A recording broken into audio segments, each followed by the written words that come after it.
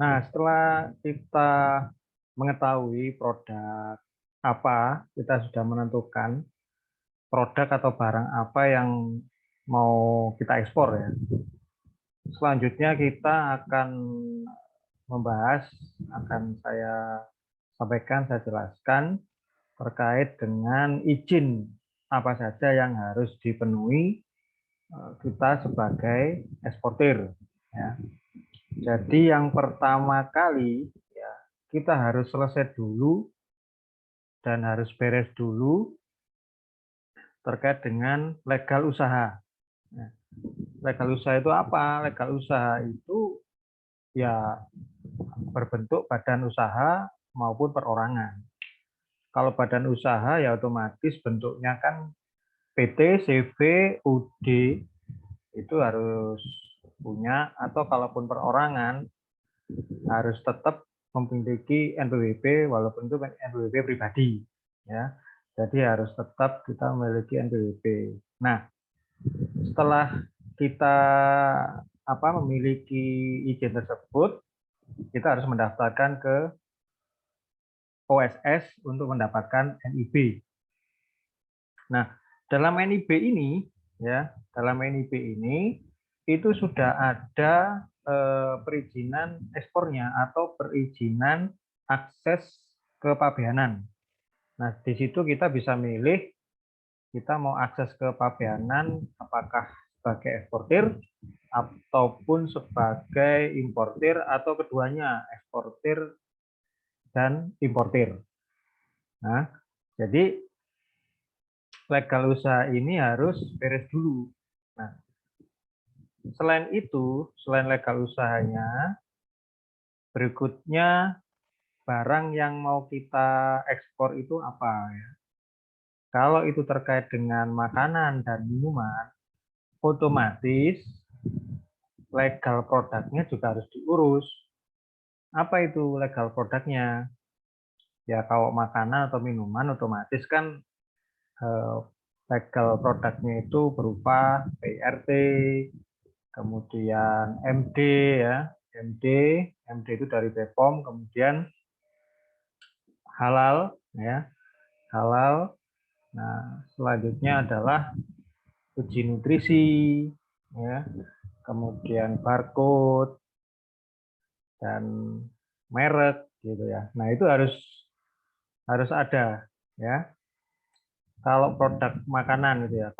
Kalau di luar makanan, nah, misalnya di luar makanan itu memang tidak perlu PRT, kemudian BPOM, ya uji nutrisi tidak perlu. Tapi tetap harus ada izin terkait dengan minimal ada izin merek. Nah, itu ya. Kemudian yang kedua itu harus ada legal tentang ekspor impornya. Kalau tadi kan legal terkait dengan usaha, ya, legal usaha dan legal produk atau barang. Yang kedua adalah legal ekspor impornya.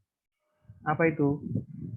Nah, legal ekspor impor ini itu sebetulnya khusus untuk produk-produk yang ekspornya dibatasi. Misalnya yang saya sebutkan yang tadi, ya, yang dibatasi itu apa aja? Ya, misalkan kopi, berarti harus memiliki izin eksportir terdaftar kopi atau yang disebut ETK. Kemudian kalau misalnya produknya itu ikan, ya harus ada izin eksportir terdaftar perikanan, ya, ETP. Nah, seperti itu. Terus produknya apalagi yang dibatasi ya gitu. Nah, jadi harus itu dulu, yang punya harus punya itu. Nah, kalau yang produknya yang bebas ekspor ya, kayak makanan minuman, itu tidak perlu mengurus izin yang saya sebutkan tadi karena barangnya bebas. Makanya kenapa sangat penting kita menentukan atau kita tentukan barang apa dulu yang mau kita ekspor gitu ya, atau yang mau kita impor itu apa dulu. Apakah itu barangnya bebas atau barangnya dilarang atau dibatasi. Nah itu dulu, itu kuncinya di situ. Jadi kalau kita mau ekspor impor itu dulu. Kalau kita nggak mengetahui itu, nah nanti akan ada permasalahan atau akan ada kesulitan di tengah jalan. Jadi kita nggak bisa ekspor, kita juga nggak bisa impor. Nah, jenis perizinan yang ketiga itu terkait dengan sertifikasi. Nah, sertifikasi ini itu sebetulnya tergantung dari negara tujuan ekspor. Mereka minta sertifikasi seperti apa ya untuk bisa masuk negara. Jadi kalau istilahnya kan gini, kita ekspor itu kan mengeluarkan barang dari pabean Indonesia ke luar pabean, kan gitu. Nah, cuman masalahnya kita kalau ekspor itu kalau sudah keluar dari pabean kita di Indonesia, ya harus bisa masuk ke negara tujuan kan. Nggak mungkin kalau misal kita sudah mengeluarkan barang dari Indonesia, kemudian negaranya nggak mau nerima ataupun nggak bisa masuk kalau terganjal izin kan gitu. Nah, biasanya negara tujuan ekspor itu mereka akan meminta ya sertifikasi, ya sertifikasi ekspornya. Nah, kalau misalnya itu produknya terkait dengan non makanan gitu ya, mungkin kayu, rotan, apa gitu dan sebagainya, itu pasti harus ada sertifikasi fumigasi. Ya, sertifikasi fumigasi ini fungsinya supaya mungkin ada hama ataupun apa ya kotoran-kotoran yang masih nempel di produk yang mau kita ekspor gitu ya, itu difumigasi dulu gitu kan.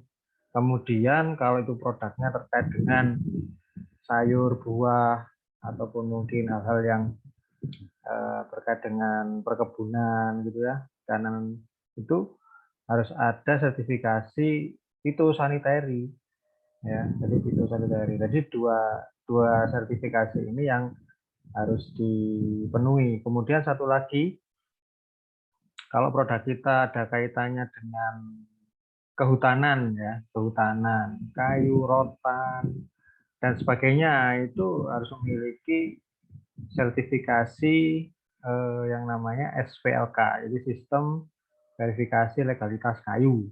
Ya. Nah, itu yang harus dipenuhi ya. Kalau produk kita ini produk kategori dibatasi ekspor kan gitu ya. Nah, kalau misalnya produk kita yang bebas, ini kita nggak perlu mengurus kayak izin ekspor yang seperti yang saya sebutkan tadi.